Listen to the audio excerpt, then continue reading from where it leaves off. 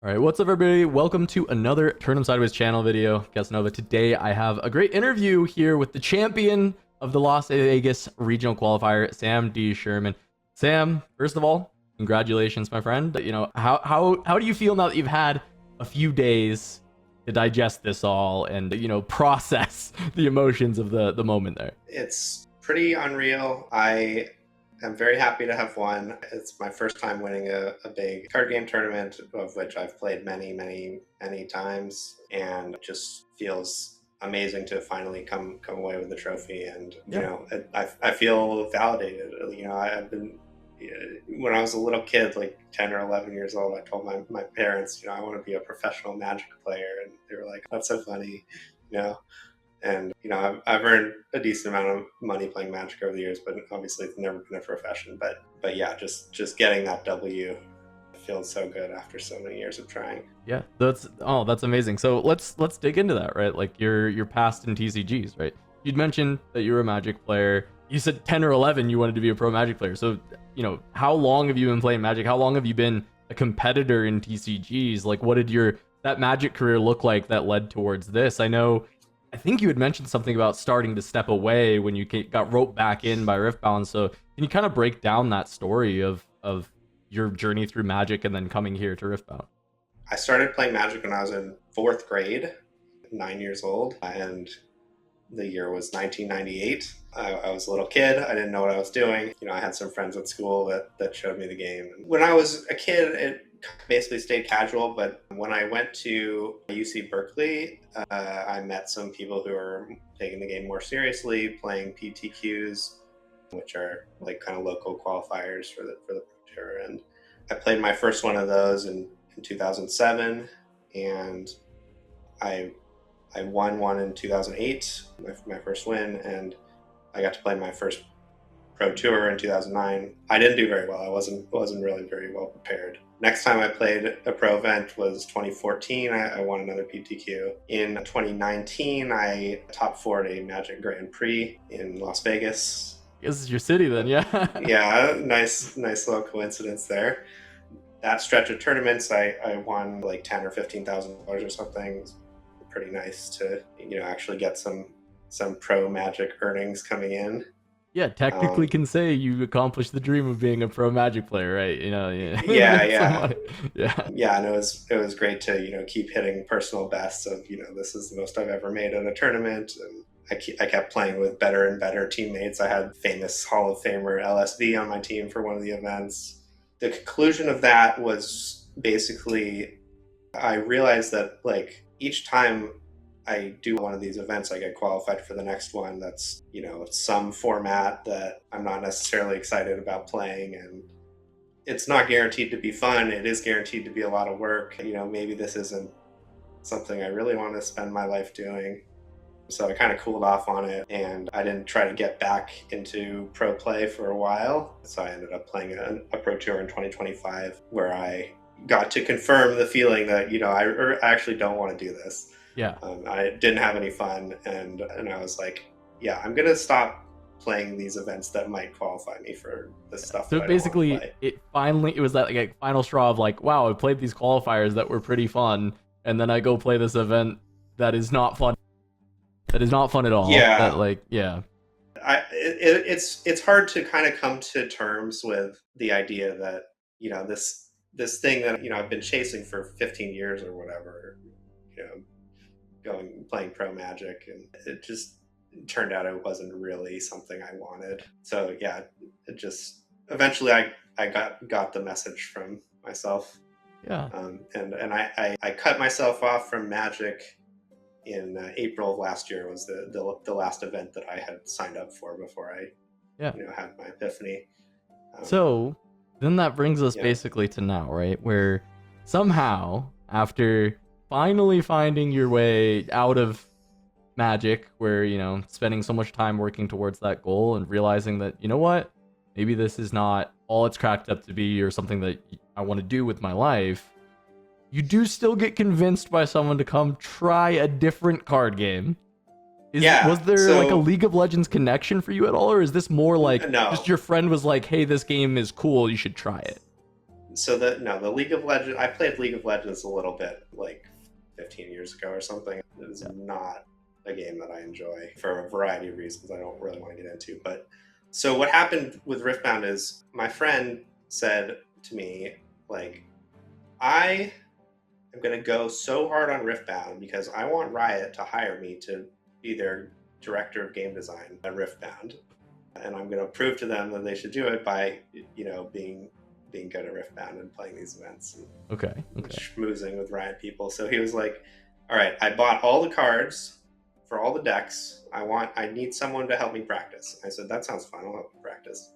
So he signed up for Houston. I did not sign up for Houston. And so like I met up with him a bunch of times over the weeks preceding Houston, and we just, played in person for hours each time, and just testing different decks and practicing. And it was just a lot of fun. Like the Riftbound game is just really, really, really fun. Like like the resource system that they've come up with is the first one I've seen in a card game that's, fixed mana screw, that actually feels like it keeps the good parts of mana screw and gets rid of the bad parts, where you have this like variety of amounts of mana that you have at different parts of the game because you recycle a different amount of runes every time, and it keeps things interesting. It's not as formulaic as a game like Hearthstone. And if you are screwed on runes, like all you got to do is wait one more turn. You got 2 more runes coming, buddy.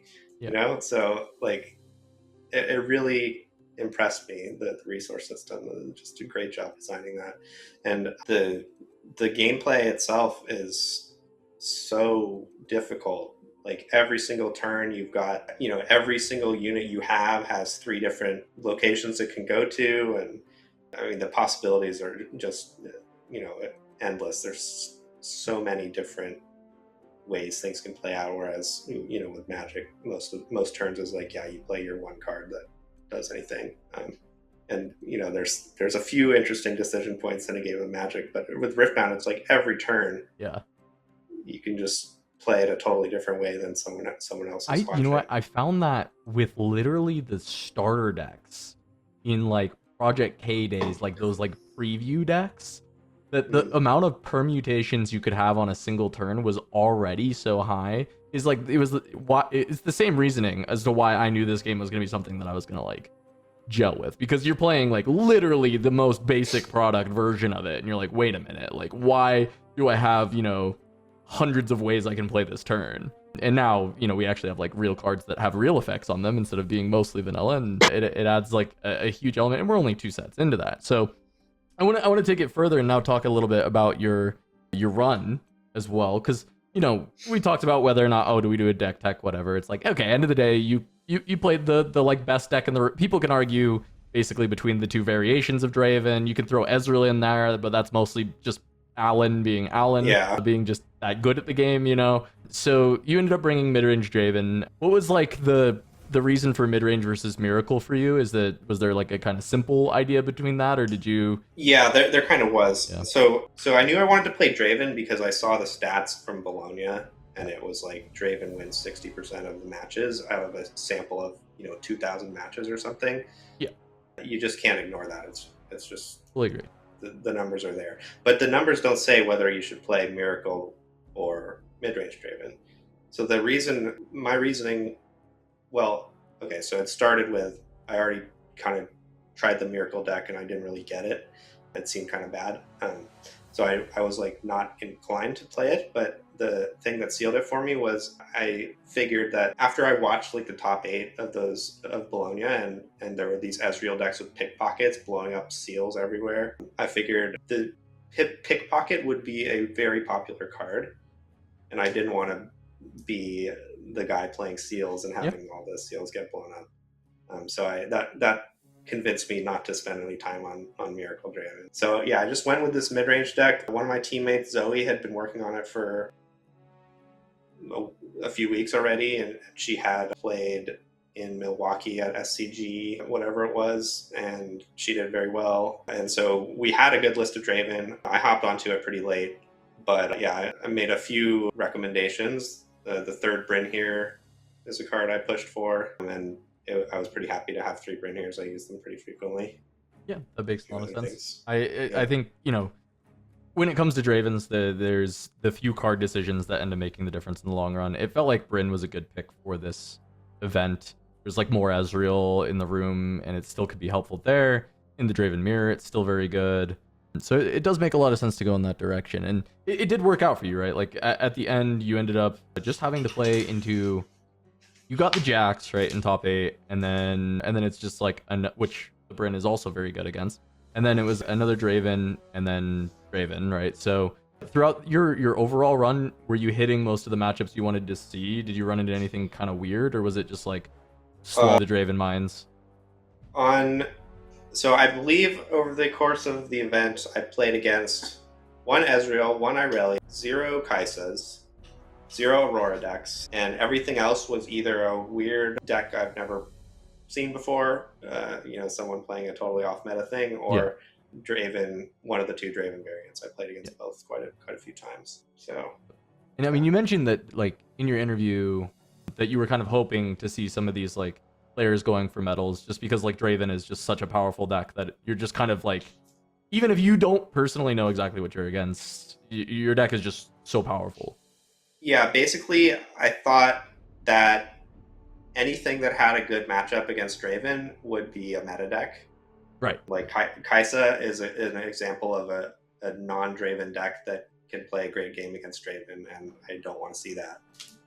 But we practiced against Kaisa because we believed it was a playable deck because it has a good Draven matchup. Whereas all these other legends that you don't think about, people are playing them because they want to get best of that legend. They're not playing it because they think it's going to beat Draven. And the cards in Draven are really, a lot of them are just totally agnostic as to what's going on in the game. It's just, a big chonker with 1,000,000 might, or, some tricks that, aren't really that specific. Falling Star, there's going to be, every deck's going to have some target for that. Fight or Flight, it just doesn't take much to make these cards do something. So, my deck is going to function basically no matter what I'm playing against. So I'm very happy if my opponent is, handicapping themselves to try to get a metal card. That makes a lot of sense. I think the next thing that I want to ask about then is, after this run, I mean, you take this Draven deck, you worked with some friends on it, got convinced to play this, and then you come out a champion, and you mentioned, right, 10, 11 years old, you want to be a pro Magic player. You spend 15 years, you decide, you know what, that dream is not for me. It's not actually all you wanted it to be. And now, I'm not going to say you've oopsed into being a pro player, but like in some regards, that's what's happened here. Is like, you put in the work, you put in the effort, you played the best deck, and you won. Like, this is the normal stuff of trying to win any tournament. But I have to imagine that you didn't walk into Vegas like, oh, I'm absolutely going to go win this and become like a pro Riftbound player. Like, that doesn't feel like where your mind state was at. And you could correct me if I'm wrong here. Yeah, definitely not. In fact, there's a screenshot of me on Friday saying I'm 2-2 in the side event. My deck sucks. I should have played Annie. So, yeah, I ended up winning my last 2 rounds and, being talked down off the ledge and switching at the last second. But so, yeah, I mean, it was just a dream run. I got very lucky. Yeah, but so what I have to ask from there is, because, like, I mean, okay, yes, it's always lucky on a run like that, but you also have to play some really good cards, right? Like, you can't just, you really can't actually oops into being the champion. You have to play very well and get lucky. And then from here, right, you put down the dream of trying to be a pro, but now there's a lot of momentum from winning an event like this. And everybody who has been following knows that it's very good money when you win the best of and the championship card and all that if you end up getting to move it. And so for me, it's like, is this now something that is like reawaken that fire? And are you like, you know what, while I was 10 or 11, I wanted to be a Magic pro, but maybe, Magic should have just been TCG pro, and now you have kind of this opportunity where maybe that is a thing again. Has it reignited that fire? Is this something you're trying to do? Well, I'll tell you that since I decided I'm retiring from Magic, my attitude as a player has totally changed, and that's carried over to Riftbound. I used to be one of those guys who is, holding my opponent to every missed trigger and, calling a judge whenever they do anything that's illegal, even if it's easily fixable. But I'm not doing that stuff anymore. Like in the Riftbound tournament I played, like I I lost a game where my opponent like retreated his Darius, started a combat, played his second card, finished the combat, and then at the end of all that, readied his Darius. And a friend of mine asked me, he was watching the game, he said, "Did you think about rule sharking that guy?" And I said, "Well, it crossed my mind, but I don't want to live like that anymore." So I'm taking it much less seriously. I'm still practicing, but I'm not trying to win at the cost of having fun. Having fun is what I'm after. And so far, these Riftbound tournaments have been really fun, so much so that even like a week before Vegas, I ordered a case of each set, and I want to build my own decks and be playing the local Nexus nights like, 2 or 3 times a week, just because it's fun. And, I haven't played local, the Nexus night equivalent of Magic in like 10 or 15 years. So yeah, it's just a different vibe for me. And I'm going to stick with it as long as it keeps being fun. I don't expect that the Pro Tour will be, or whatever they call the Pro Tour, Right. will be, some format that I don't want to play. It's probably just going to be the same standard format because that's all they've got. We got And draft. I'm enjoying that so far. Yeah, okay. I mean, if it's draft and draft is bad, then, that could suck. Have you played it But yet? I have not played fun. draft. It's pretty fun. I have heard mixed reviews. I'm not super interested in trying it, but I guess I will try it if they If make, it's in the format, some yeah. event I want to play. But yeah, if they do that and I don't like the format, then I might stop playing. But Yeah, of course. Well, I think that's like a good outlook overall, though. Is like now, look, it's about going back to what probably made you want to do this in the first place when you were 10 or 11. Yeah, This is fun. Like, this is having exactly. fun and playing good games and trying to win, but trying to win in a way that's fun. And I think that's truly awesome. And I wanted to ask, like, going forward, I mean, what do you see as the future for you in Riftbound? Is it just you're gonna compete as long as it's fun and then go on from there, or what's Yeah. next for Samdsherman? So I have a ticket to Atlanta. I am planning to play a certain metal card hunting deck, Okay. which maybe I shouldn't give away, but it's not going to be. I'm certainly not going to be playing the most popular deck. There's kind of no reason for me to do that. I will be looking for a metal card, and I think the deck I have in mind is going to be a lot of fun. So I'm looking forward to playing that, but we'll see what happens. And then from there, I don't know. I mean, I'll sign up for the events that are in cities I'm willing to travel to, and if I can get a ticket, that is. Yeah, Maybe that's a always little an issue. harder. Yeah. I hope they fix the ticketing Yeah. shortage. It's either they fix that, it becomes a raffle and it's still hard to get in, or they just start adding a lot more stops in the future, as there's clearly an appetite for it. What I want is for these regionals to be something you qualify for at your local shop. I mean, that would be cool too. That's kind of what Magic has done as they've grown, and it works pretty well in terms of making sure that the people who really want to go can go. They just have to put in a little bit of legwork at the local store. And it gets people going to the local shop. I think that's a full win situation. Yeah, juices the local economy. Yeah, a lot of good things about it. Well, Sam, it has been lovely talking to you. Seriously, I appreciate you taking the time to jump on with me. Before I let you go, I just wanted to ask, do you have any either final words you wanted to give anybody out there who's like an aspiring player trying to push to go, win one of these RQs, or also just any plugs or shout outs that you got? Just go and have fun. I mean, that's, if you go to one of these things and you think, I better win this thing or else I wish I didn't go, like, come on, you're not going to win this thing probably, so don't bother. But if just do what's fun for you, and then nothing can really go wrong. As for shout outs and plugs, I would like to thank my teammates Tom and Zoe for helping the Draven deck, and Tom especially for giving me the cards, and also thank the rest of my team for the other decks they worked on and being practice partners. And I'm writing a Draven guide. I'll have it up in the next few days. and you can probably buy it. That's about it, I guess. All right. Well, with that, thank you, Sam. I think that was a great quote at the end about going and having fun. So I appreciate that because I share that same mindset. You just got to go have fun. There's no point in doing this if you're not enjoying it, So I absolutely love that. And congrats on the win once again. Thanks for coming on. And if you guys like the video, make sure to sub, make sure to go check out Sam, and we'll see you on the next one. Thanks for having me.